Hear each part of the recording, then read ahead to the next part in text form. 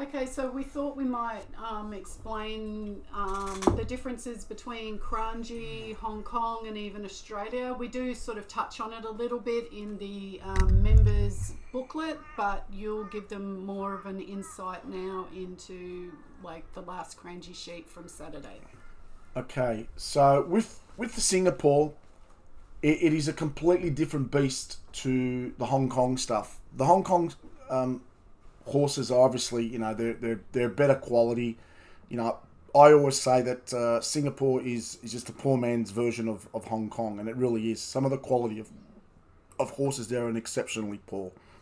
All right, like, and when I say exceptionally poor, they are exceptionally poor. Now, the thing with Singapore, what you've got to focus on with Singapore is the markets. They are the biggest indicators of what's going on over there.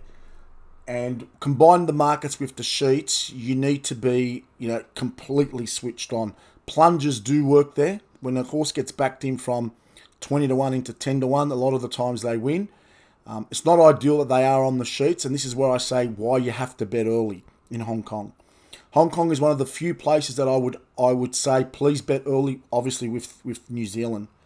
Now, we had a scenario here on Saturday where we had to drop a runner and then include a runner because we had the winner. Actually, I don't think we had to drop that first winner. We didn't get it because for several reasons. We had the 1, the 3. The 3 was actually the sub runner, and then we had the 8, the 9, and the 12. Now, as I discussed with the Hong Kong stuff, we've got 5. We've actually got 4 picks with 1 emergency, and that's where I start looking at the race and going, okay, is it a good betting race? So we have a scenario here where we've got to make a call that is this a betting race? Now, as far as I was concerned, the pot was a good betting race. There was only a few runners that bothered me, and that was obviously the winner.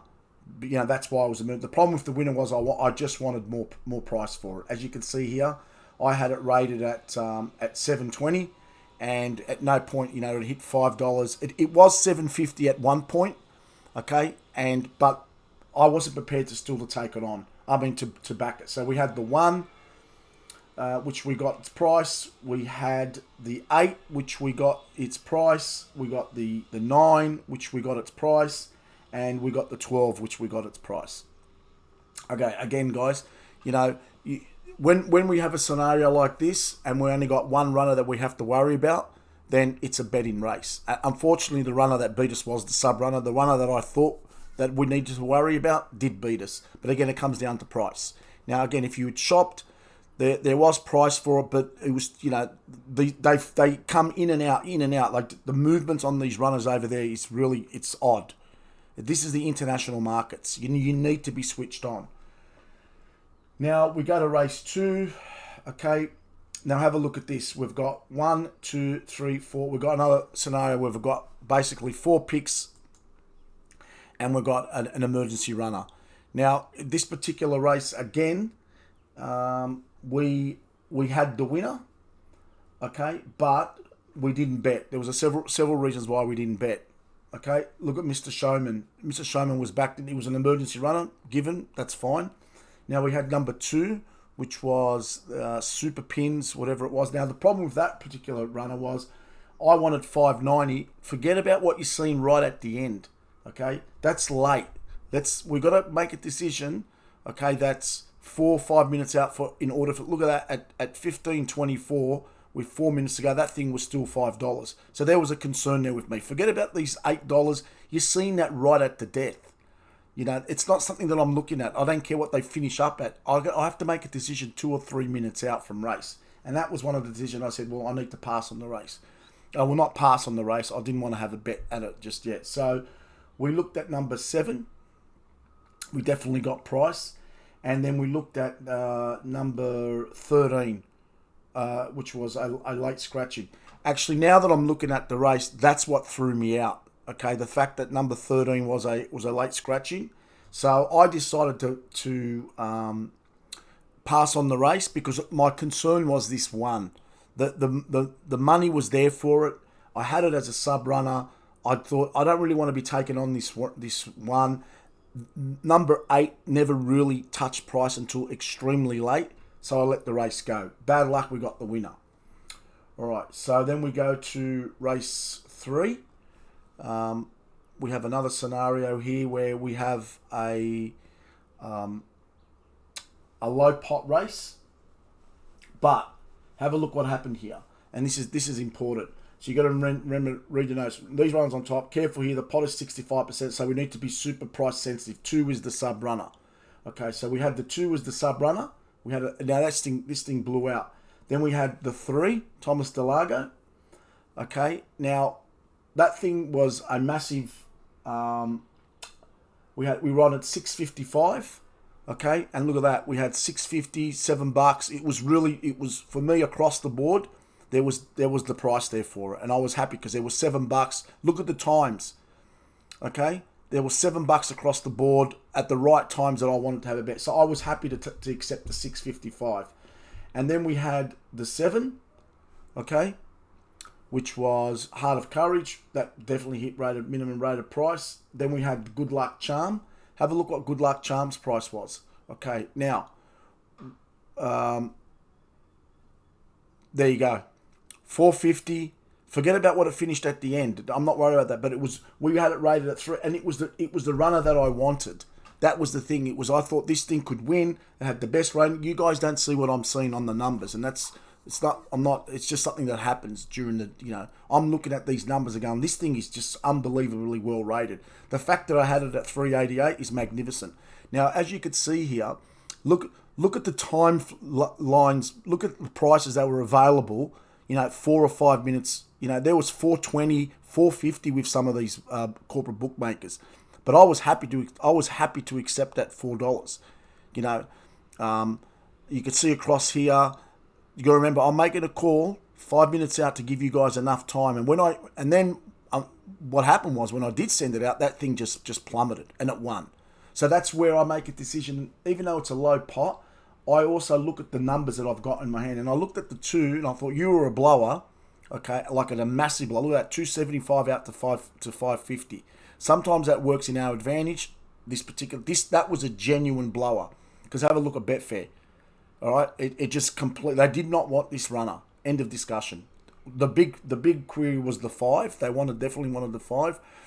Again, you could see I make a call. Now that the 5 was backed in from 850 into 320.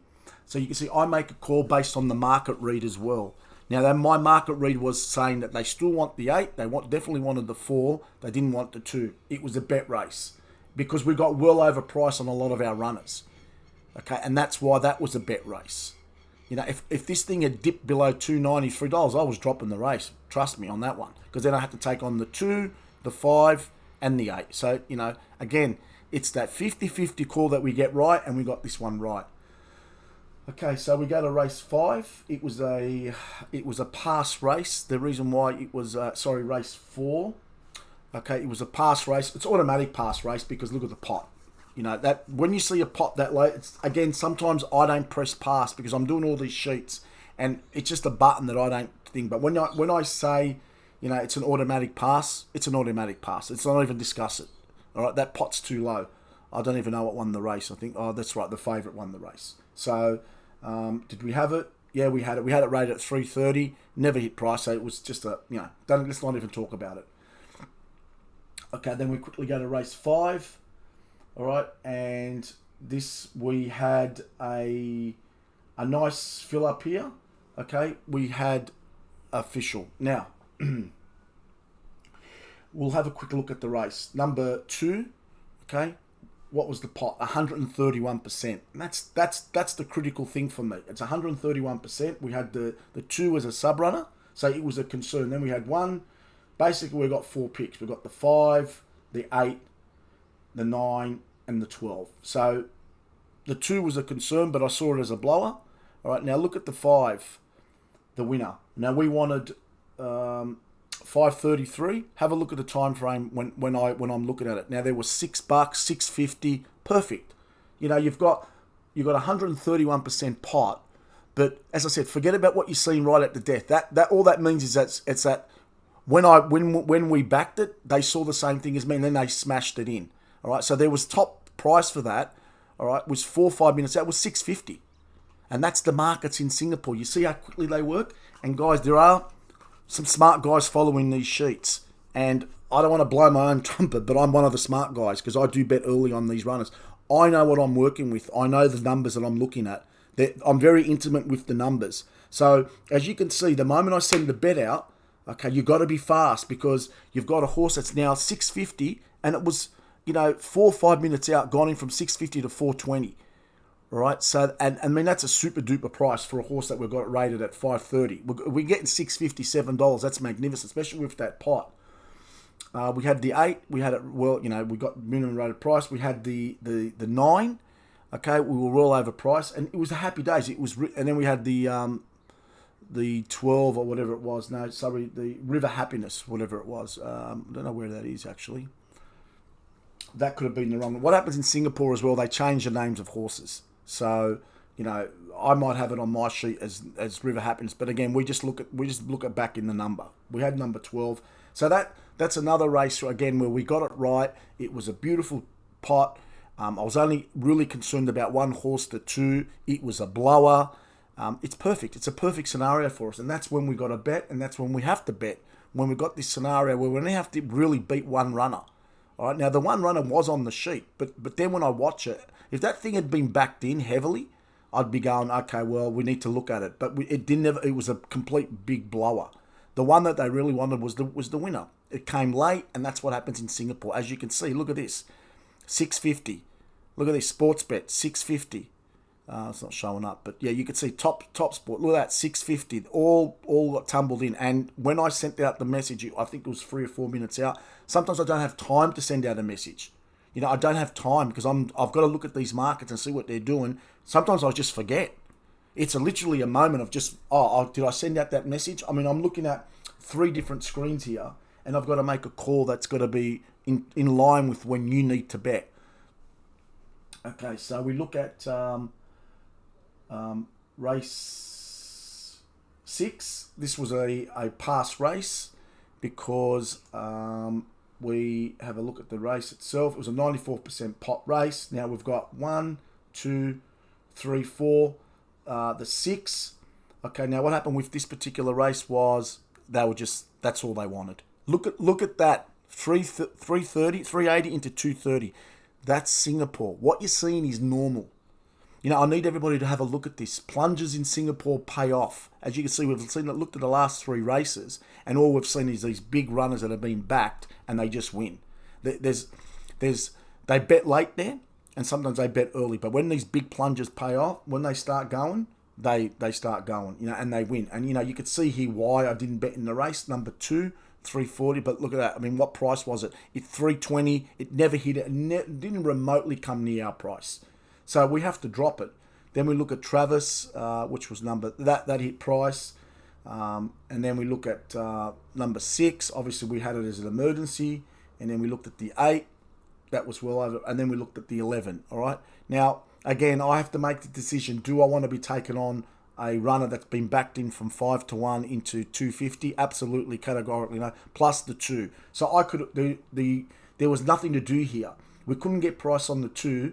If we dropped the 2, we needed to add the emergency, which we couldn't get price on. So we were left with basically taking on the 2 and the 6, and I didn't want to do it. So it was the correct call to pass. All right, and that's what happens when you're in this mood. You need to be watching what these markets are doing. Now we look at race 7. Okay, and now we had a situation here where we had look at the pot. It was 135% pot. All right, and it's exactly what we're after.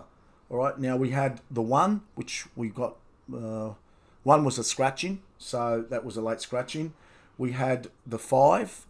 Okay, which we got, we wanted 833, well over minimum rated price. As you can see, it's a blower, and that's a fine. And then we had Beer Garden, which was the 8, that was well over price. And then we had the 9. Now have a look at the 9.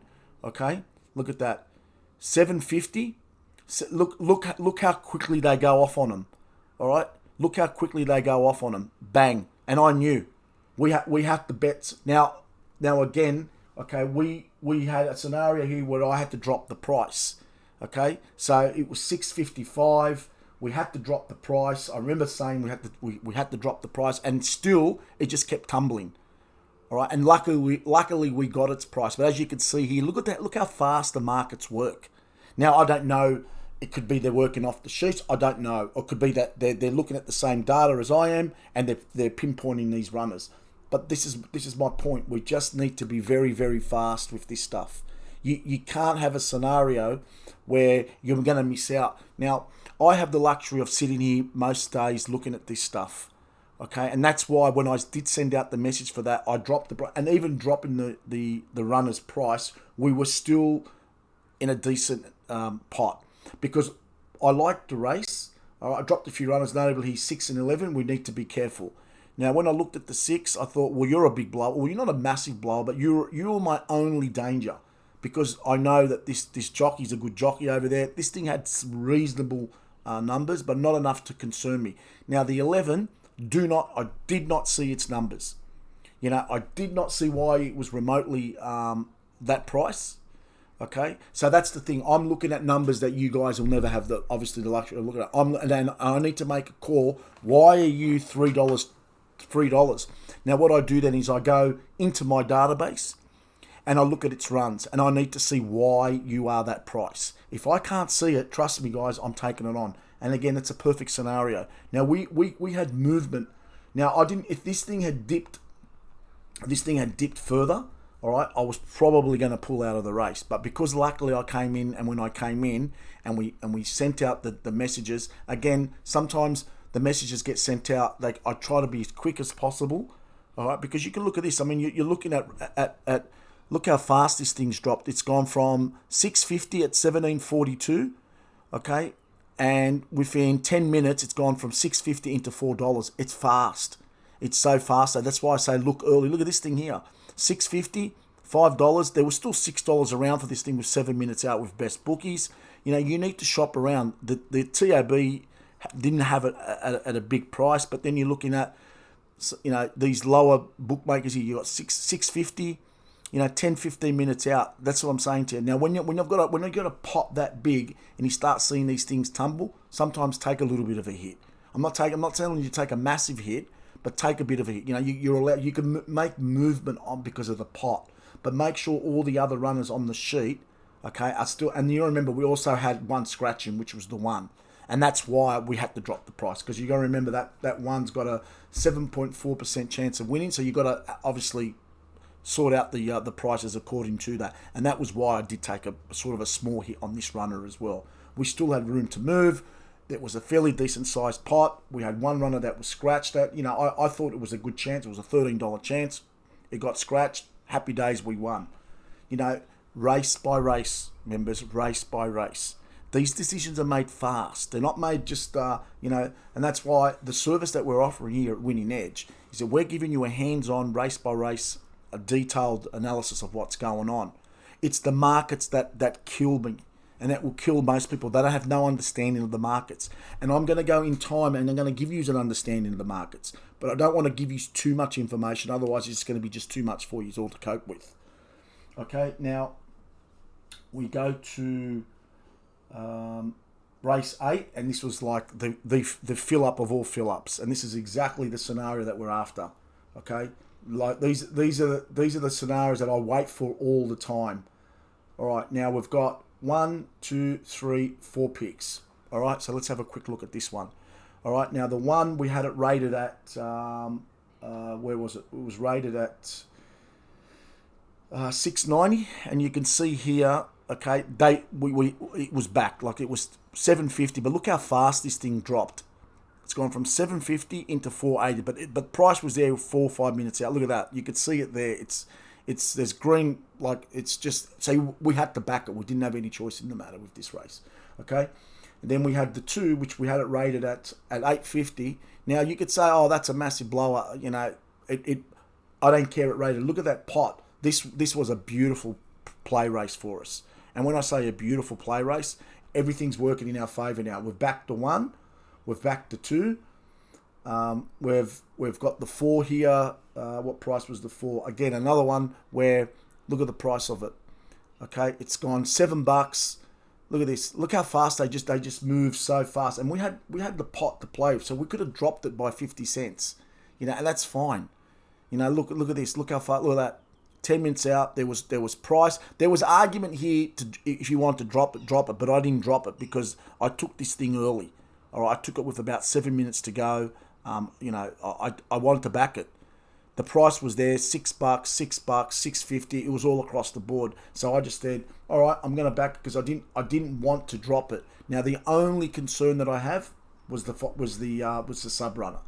All right, now the sub runner itself, I remember looking at it and going to myself, yeah, you're a concern, but the markets right at the end sort of went off on it. But sometimes they go off on them. That's the call that I make, and that's why it was a bet race. We only had to beat the 5, in my opinion. Oh, sorry, and the 6. The 6 was a concern, as I said, both the 6 and the 13. The 13 was obviously scratched, okay, and there's your 6 there, and it was a concern. But look at that. That was actually a concern for me. It really was, because this thing, they wanted this thing.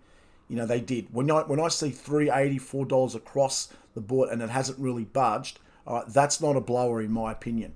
That's still very much a horse wanted in the markets.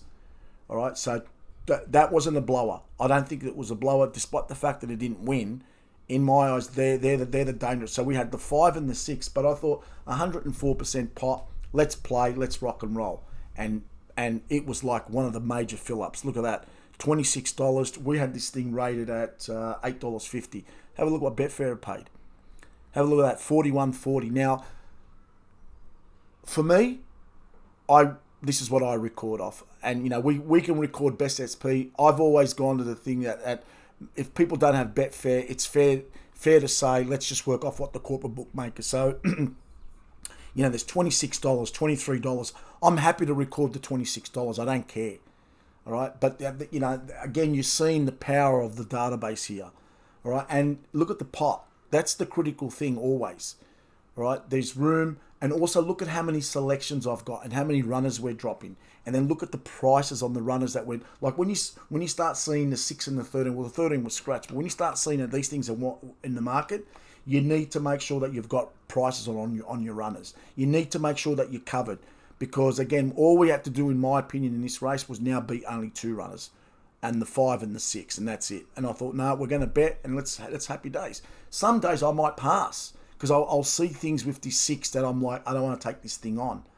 I don't want to do that. I don't need to take it on. And that's why you'll see some days I might take them on, and some days I don't take them on. And this particular day I took them on, and we've won. And it was a massive fill up with this particular race. All right, now race 9 was pretty sure it was a pass race. Well, you can see why it was a pass race. Let's not even discuss it. We didn't even have the winner anyway, so let's just move on to the next race. Now, race 10.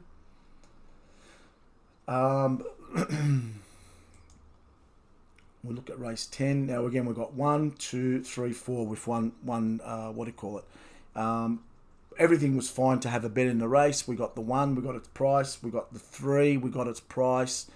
The 4 was a sub runner. That was the danger, right? That was the danger for me. It didn't win. The 7, and we got its price, and the 10. Now, again, it's a bet race. Something come out and won. It happens. That's horse racing. There was no reason why not to bet in that race. The only thing, as I said, all we had to do there was beat the 4. All right. Now we don't back runners at those prices, and it was I had it rated at $3.80, and that didn't even win anyway. So for me, when I look at the race, these runners on top, another very difficult race. Drop the 4, who's a concern. So runner is a sub runner. The pot was the reason why we bet. All our runners had matched. I actually thought the 1 was in this, I thought the 1 could win this race, to be honest. I was quite a little bit shocked that the 1 didn't win, but it happens, and that's racing. And we go on to race 11. And again, we got a super duper pot, but look at how many selections. 1, 2, 3, 4. So what happened here was these meetings on this meeting was so difficult. All right, now when I keep saying the median is difficult, I don't mean, what I mean by that is that the numbers sometimes can, when you've got races where you've got 4 and then a sub runner, we're starting to bordering on, this is becoming too many picks in a race. You don't want a meeting where you've got so many selections. It's not good, because then you have to sit here and you've got to, which ones am I going to add? Which ones am I not going to add? And you've got to make that human call. What I try to do, or I keep saying this, you need to take the human call out of it, because human call is what makes you lose. Because you're looking at emotion, and you're looking at, which runner do I keep? Which runner do I not keep? And, it's all about the data. It's always about the data. I have a thing that I say, I do not have an opinion. I don't want an opinion. Opinion will send you broke in horse racing. Trust me on that, guys. I know. I used to have an opinion. I used to think I was the greatest horse analyst. Now I don't have an opinion anymore. I just follow the data. Now the data in this particular race told me it was going to be a wide race. Now we had the 3, okay, and that was we got its price. I know that. Look, I mean, the thing is, this thing was backed in. It was smashed in. Look at that. It was $11. Forget about what you've seen at the end. I keep saying that, but I did see $11, and it was a bet. Look at that, $11, and that was like 10, 12 minutes out. So I saw that, and I thought, I'm going to back this. I'm going to go in early on this. Even at, I would have, this particular runner, okay, I had it rated at 10.10. Now I got $9, $10, and that's fine because of the pot. The pot's 172%. When you see a horse that you've got it rated at 9.90 or whatever it is, and that's the pot there. If you can drop it $1, that's fine. As long as the other runners are not getting, as long as your main runner, like if you see a horse at 377 and it's now 260, well, you don't want to be taking anything lower than that. You just drop those runners. Anyway, lo and behold, the 6 was a sub runner anyway. So then we had the 7, which was, we got second to that. Look at its price. And we had the 9, that was well overpriced, and then we had the 12. Okay, it was well overpriced. Now what happened here? This was a concern. This runner, I saw it. It was being backed. Have a look at it. They backed it in from 7-1 into 550. We got second. We had the 15-1 shot. But all in all, the sheet itself was unbelievable. We won some really nice races. We passed into nice races, and that's the thing. You got to find the medium. You can see that I passed on the right races and we bet on the right races, and that's all you have to worry about. That you're in on the right races and not betting on the wrong races, because ultimately you cannot win. It's near enough impossible to win on every race. All right, and the decisions that I make are based on the sheet and then the markets. When I get asked, you don't trust your numbers, that's an absurd comment. Of course I trust the numbers, but your numbers, if we were to sit here and just back the numbers and ignore the markets, we'd be broke. It doesn't work like that. I wish it did. Okay, I trust my numbers. The numbers that are on the sheet for a reason, because I've dissected the race itself and I've thought these are the runners that I think can win the race. And then obviously what we're trying to achieve here, because my database is not like any other database. My database is trying to find not the favourites. It does the opposite of what other databases do. It picks out the favourite, and then it tells me, can you beat it? Yes or no? And then I have to do the research and I have to do the analysis around it. And the analysis tells me, bet. This thing can be beaten. All right? Favourites win, members. We're going to get punished. I make no secret of that. I've never ever shied away from that. All right? We are after the 67% of favourites that don't win. All right? Now you can see here, this was a great betting sheet for everybody to understand, and we won a fair amount of units because we got a really big fill up. And, I want everybody to start thinking the way I'm thinking. You're never going to think the way I think. And it's just like I don't think the way someone else thinks, or, all these other analysts. But you need to understand what you're looking at up against what the markets are telling you. That this is a critical part of the thing that we do. The markets are extremely critical. You cannot ignore them, and you need to know what you're looking at with the markets, and that's the critical thing. I have 20 years of looking at the markets that most people don't understand. So I get a lot of questions. Can you teach me about the markets? Well, do you have 6 months? It's not as easy as just ringing you up or sending you an email. There's a lot of things, because scenarios change all the time, race by race. What works in race 4 with the markets might not work with race 5. What might work in race 3 might not work in race 7. You know, you just need to look at the signs. The signs are not always correct. You know, I can look at a race and go, oh, this is a definite blower, this thing won't win, and it comes out and wins. Well, then on the flip side, I can say, geez, they're really wanting this runner, they want this runner, and it doesn't win. So there are the signs that are there that I look for. You know, again, I don't emphasise, a lot of people emphasise on Betfair. Personally, all right, I've got nothing against Betfair. Betfair is not my indicator. These bastards are my indicator. What these guys are doing with each other. Don't forget, these people are trading with each other. These guys are trading with the traders at Ned's Sport. They're all trying to extract as much money out of each other because they're all trying to cover their books, and that's what it's all about. They're all trying to win your money, and the only way they're playing with your money to bet and to cover their books. That's what it's all about. It's all about making money. You think they're sitting there and they got an opinion about what's going to win race 11? They couldn't give a rat's ringhole what wins race 11. What they care about is the same thing that I care about. How much money are we making? That's all that this is all about. You know, and the mindset for you guys when you start following me is that's what I'm going to start drilling into you. It's about making money. I'm not interested in winning the race. I'm interested in making money off the race. You know, soon I'm going to start doing talks about place betting and because you can make money off place betting because we do get a high volume of big price winners. You know, but I will start talking into detail about that a little bit later. Not now. I don't want to have too much information given to you all in one hit. All right. I hope these talks are doing some good, and I hope these talks are getting through to everybody. You know, mainly, you know, this is a tough game. We're not in an easy business that we're in here. So it's a fine line between winning and losing. All right. Thank you.